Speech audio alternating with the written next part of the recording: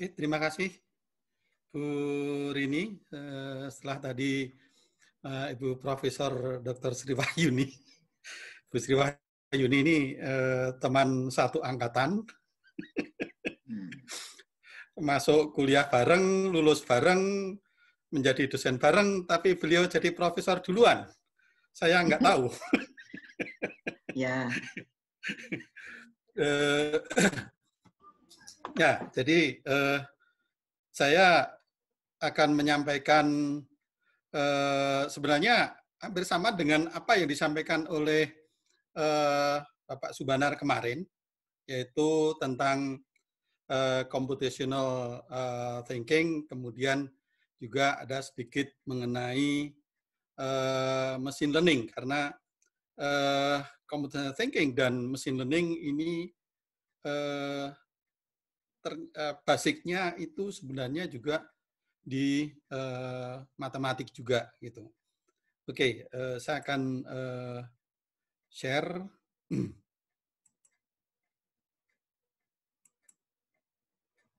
Oke, jadi computational thinking ya, itu apa sih gitu ya. Jadi kalau kita lihat computational thinking itu sebenarnya merupakan pendekatan dalam proses pembelajaran gitu. Ya. Jadi nothing more than that gitulah. Ya, sebuah pendekatan dalam proses pembelajaran. Nah, biasanya disingkat CT gitu ya.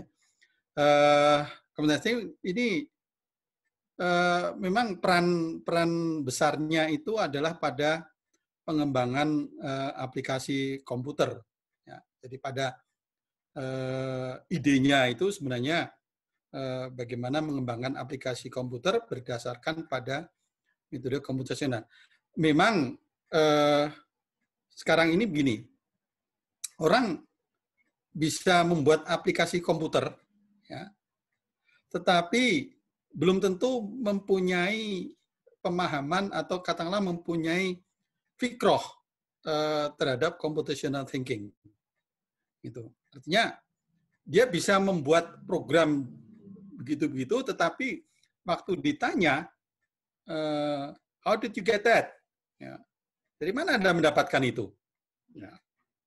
Nah ini kadang-kadang mereka nggak ini. Jadi padahal sebenarnya computational thinking itulah yang sebenarnya sangat berperan di dalam mengembangkan aplikasi komputer.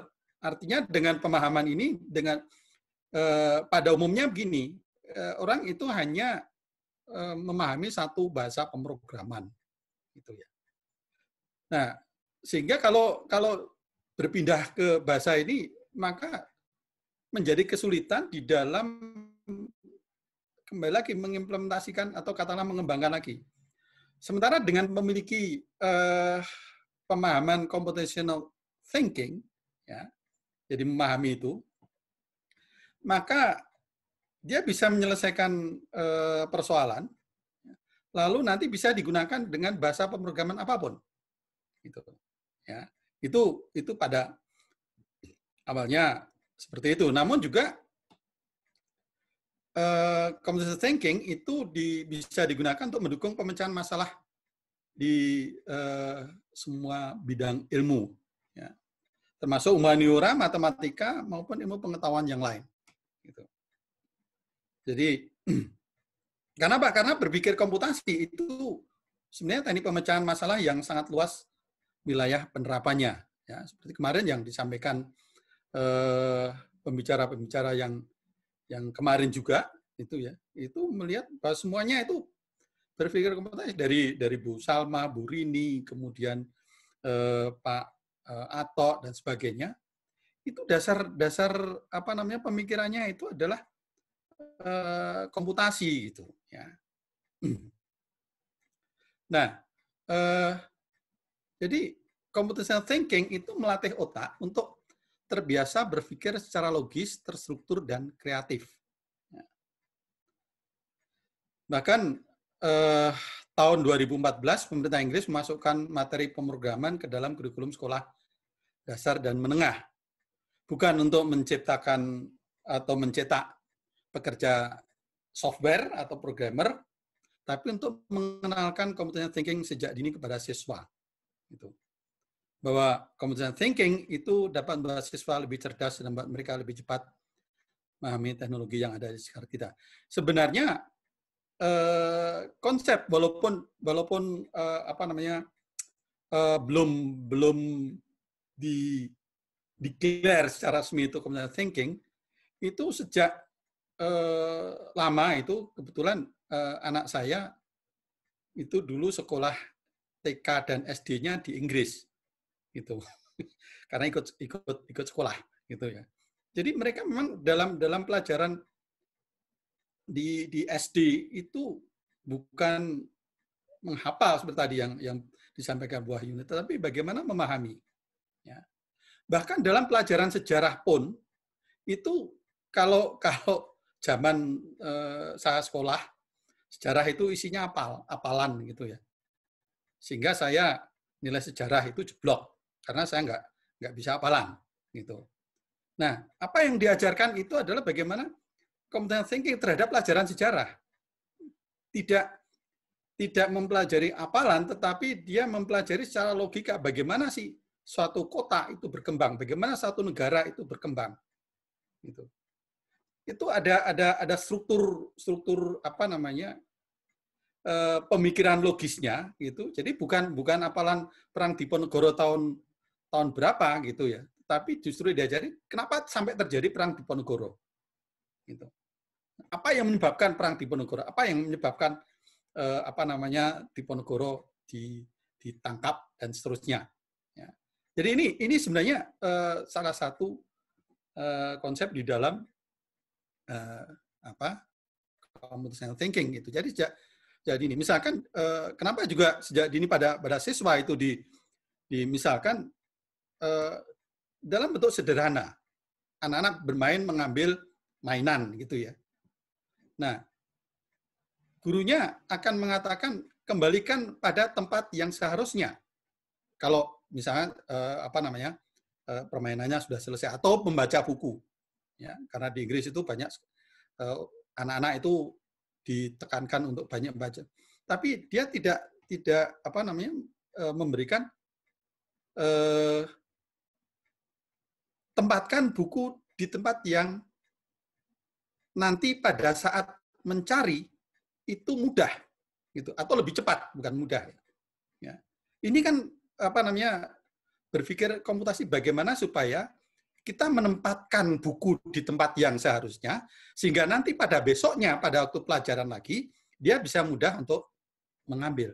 Itu diajarkan sejak dini di sekolah karena itu menjadi dasar algoritma di dalam menempatkan file gitu. Itu setelah saya belajar algoritma, oh ternyata konsep seperti itu mengajari konsep komputasi di dalam algoritma penyimpanan file atau penyimpanan data gitu. Oke. Bukan hanya pemerintah Inggris gitu ya di tahun yang sama, tapi juga ada beberapa lembaga non-profit acara untuk mempromosikan manfaat dari belajar pemrograman dan seterusnya. Ya. Mulai dari CS Education Week untuk anak sekolah, juga Our Code dan seterusnya. Ini beberapa. Bahkan kemarin juga Pak Banan sudah menyampaikan, Google pun terlibat dalam memfasilitasi guru dalam menguasai computational thinking yang merupakan salah satu kecakapan abad 21 yang harus dikuasai oleh peserta didik melalui ini kursus online atau kelas online. Ya, sekarang disingkat dengan KLON. Saya nggak tahu siapa yang buat singkatan kelas online menjadi KLON. Gitu. Oke. Ini juga kemarin sudah disampaikan oleh Pak Banar bahwa problem-based learning itu merupakan elemen penting dalam STEM yang ada pada pendidikan kita. Dan sekarang ini jadi STEAM karena ada tambahan A yang mewakili art. Jadi science, teknologi, engineering, art, ya, dan mathematics. Ya. Jadi jadi karakteristik berpikir komputasi atau computational thinking itu merupakan masalah, kemarin juga sudah di ini, dengan menggunakan masalah tersebut ke segmen yang lebih kecil dan lebih mudah dikelola. Ini juga apa namanya, seperti tadi saya sampaikan, ada dalam masa bermain anak, itu anak boleh membaca, boleh bermain dengan permainan yang ada, boleh permainan mendidik, ya, boleh bermain dengan komputer dan seterusnya. Tetapi intinya adalah bagaimana konsep anak untuk mengembalikan ke dalam kondisi yang sebelumnya, ya, dengan memecahkan, oh ya, kalau seperti ini saya harus taruh di sini, kalau seperti ini taruh di sini dan seterusnya gitu ya. Jadi strategi ini menggunakan siswa untuk mengubah masalah yang kompleks menjadi beberapa prosedur atau langkah yang tidak hanya lebih mudah untuk dilaksanakan, akan tapi juga menjadi cara yang efisien untuk berpikir kreatif. Gitu. Jadi apa namanya, si siswa di apa namanya, anak saya itu, di teman-temannya itu, di sana diajari untuk berpikir kreatif, bahkan dalam pelajaran sejarah gitu. Apa yang terjadi seandainya, itu kan lalu jadi apa namanya, dia akan berkreasi. Ya. Ya. Jadi apa namanya, dalam pelajaran sejarah pun mereka diajari untuk berkreasi, apa yang terjadi seandainya gitu. Itu kan jadi dia akan, masing-masing siswa itu akan memberikan jawaban sesuai dengan kreasinya masing-masing gitu. Nah ini kan mungkin tidak diajarkan di tempat kita pelajaran. Tapi yang saya tahu pelajaran sejarah yang zaman dulu sih. Ya. Oke. Jadi dalam pendidikan STEM, ya, atau STEAM, kalau mau ditambahi jadi STEAM ya enggak apa-apa sih. Berpikir komputasi didefinisikan sebagai seperangkat keterampilan kognitif yang memungkinkan pendidik untuk mengidentifikasi pola. Ya. Ini nanti kita akan bahas lebih lanjut lagi. Kemudian memecahkan masalah kompleks menjadi langkah yang lebih kecil. Ini kan juga apa namanya, misalkan akan mengirim, ini zaman kita yang usia ini, bagaimana sih mau mengirimkan surat lewat kantor pos? Itu kan persoalan besarnya, ya. Persoalan besarnya adalah seperti itu. Lalu nanti di apa namanya, dipecah menjadi persoalan, bagaimana persoalan untuk membungkus, atau kemudian persoalan untuk menuliskan apa namanya, kemudian nanti persoalan untuk ke kantor pos, kemudian persoalan apa namanya di kantor pos seperti apa. Ini kan menjadi persoalan yang apa namanya, persoalan yang sebenarnya mungkin setiap hari kita ini, misalnya mau ngirim paket atau surat lewat pos, ini mempunyai apa namanya, bisa diajarkan anak untuk ini gitu ya, langkah-langkah yang lebih kecil, menyuruh anak untuk berbelanja gitu ya, bukan belanja, membeli gitu ya, membeli sesuatu di warung dekat gitu. Ini kan juga bisa apa namanya, bisa dipecah jadi masalah yang lebih kecil gitu. Ya.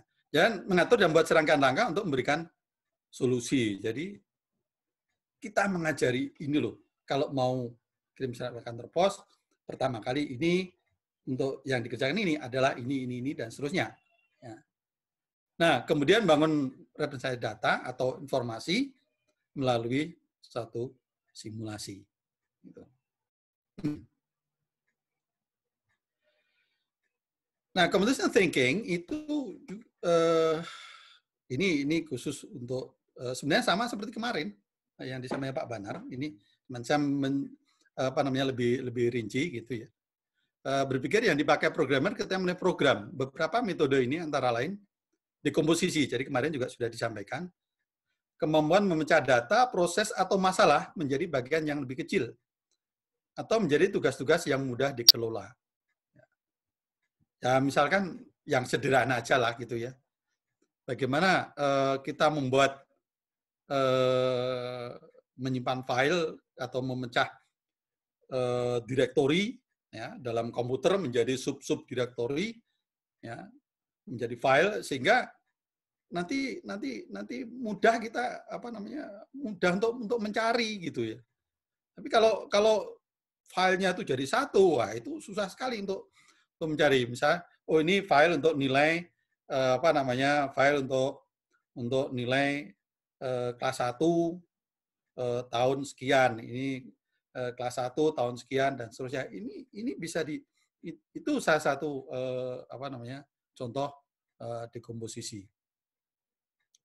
Kemudian pattern recognition, ya, kemampuan untuk melihat persamaan atau bahkan perbedaan pola, tren atau keteraturan dalam data yang nantinya akan digunakan untuk membuat prediksi dan penyajian data.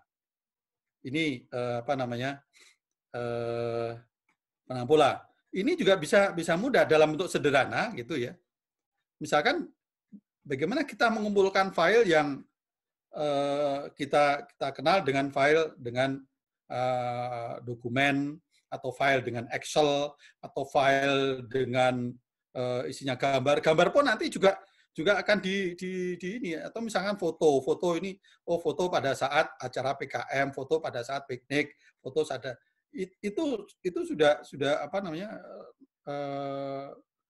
kita mau mengenali jenis gambar atau ini sehingga nanti pada saat mencari jadi sebenarnya sama dengan artinya dengan mengenai pola ini maka kita bisa mendapatkan dekomposisi gitu.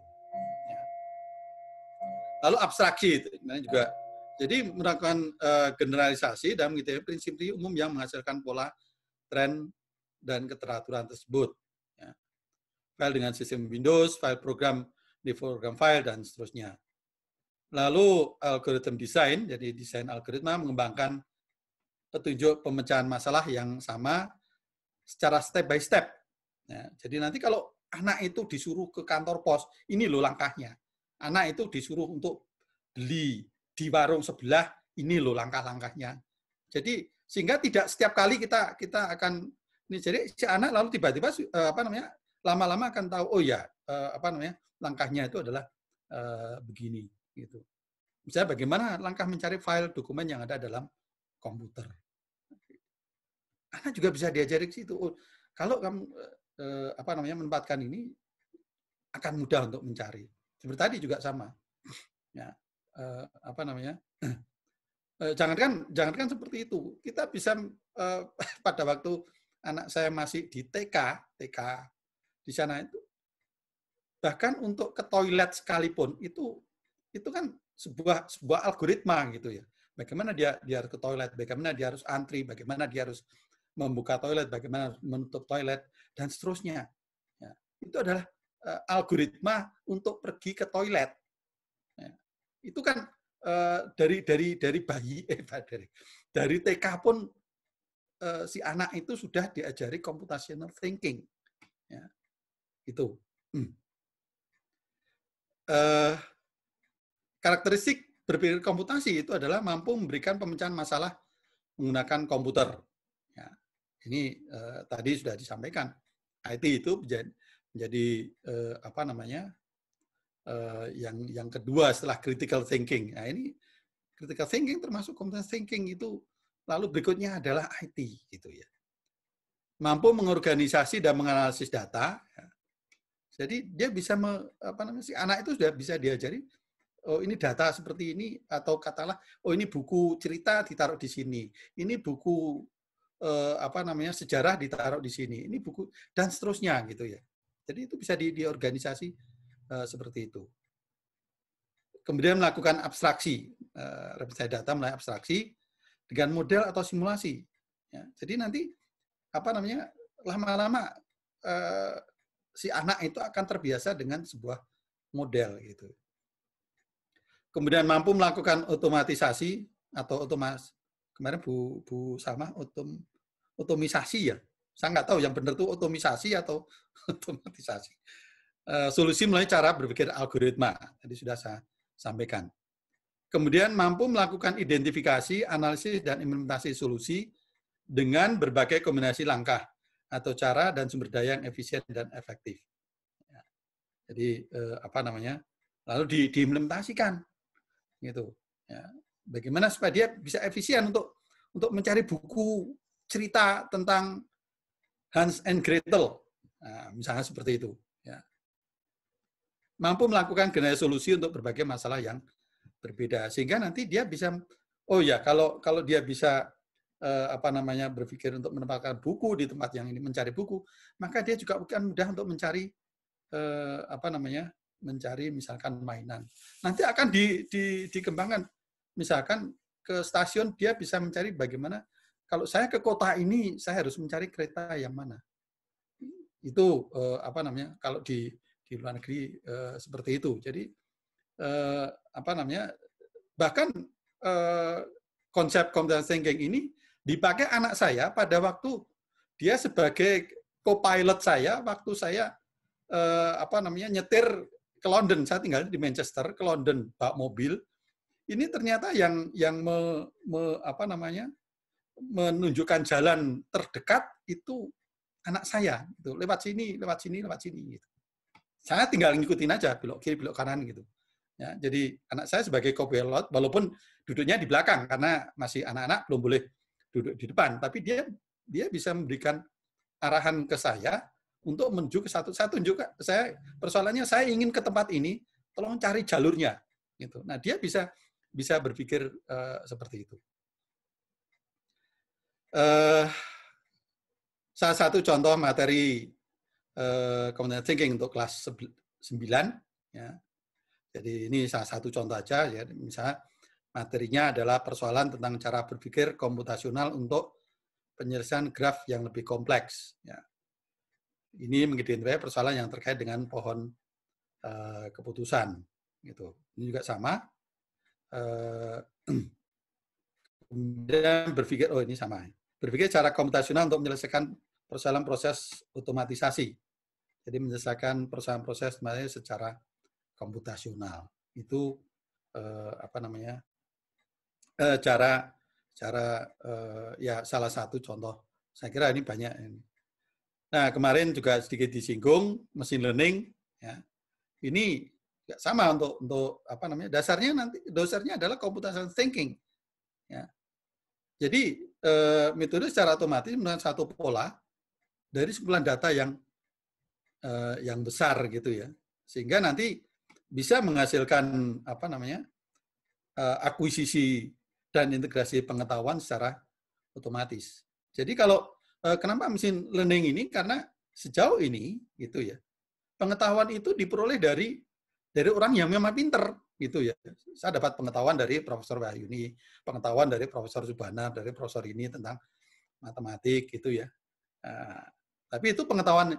Nah, pengetahuan yang diperoleh oleh konsep machine learning ini berdasarkan pada data. Kemarin juga sudah dijelaskan oleh Pak Banar.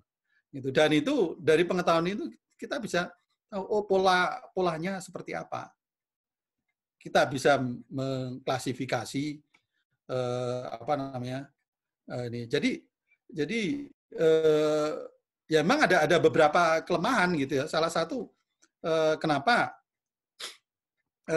apa namanya machine learning ini masih gagal di dalam memprediksi COVID-19. Ini karena apa? Karena datanya itu data kejadian, bukan data penyebab, gitu. Jadi yang diolah itu lebih banyak pada data kejadian. Dari kejadian ini maka ketemu ini. Tetapi penyebabnya itu sendiri belum di ini sih apa namanya belum dipelajari dari machine learning ini. Nah, kenapa kita apa namanya machine learning? Karena maksudnya jika tidak ada pakar, ya, tidak ada pakar yang bisa ini, ya, sejauh ini orang bisa bilang pakar COVID, pakar ini dan seterusnya, itu ternyata ya masih belum bisa memprediksi COVID ini gitu ya.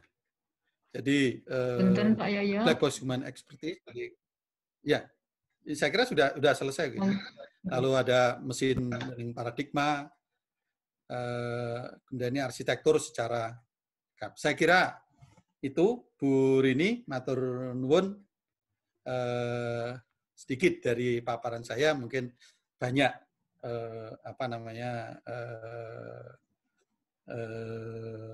kesamaan dengan yang disampaikan oleh Pak Benar kemarin. Terima kasih. Assalamualaikum warahmatullahi wabarakatuh. Nggih, matur nuwun saestu Pak Dr. Retantrio Wardoyo. Ini kita langsung ke diskusi. Saya kira ada pertanyaan untuk Bapak Retantrio. Salah satu langkah dari critical thinking adalah memecah masalah yang besar menjadi masalah yang kecil-kecil atau membuat pola dari masalah yang dihadapi. Kedua strategi tersebut merupakan dua strategi dalam pemecahan masalah. Mohon pencerahan apakah critical thinking itu merupakan bagian dari strategi pemecahan masalah ataukah berbeda. Mohon pencerahan, terima kasih. Ya, tadi sudah saya sampaikan bahwa salah satu bahkan itu menjadi strategi utama dari computational thinking itu justru itu yang namanya tadi dekomposisi tadi, ya. Jadi memecah masalah yang besar menjadi masalah yang kecil itu malah justru menjadi strategi utama di dalam computational thinking, bukan berbeda gitu. Jadi memang itu justru menjadi strategi utamanya di dalam, bahkan strategi awal di dalam computational thinking itu adalah dekomposisi, yaitu memecah masalah yang besar menjadi masalah yang lebih kecil gitu. Jadi definitely yes, sama gitu. Atau bagian dari computational thinking. Begitu. Mas ini Mas atau Mbak ya, Pratnyo Wijayanti. Nggih Bapak Pratnyo, Mbak ya Pratnyo Wijayanti. Mbak ya. Nggih, Ibu Pratnyo Wijayanti. Saya baca nama. Nggih, matur nuwun Bapak Retantrio.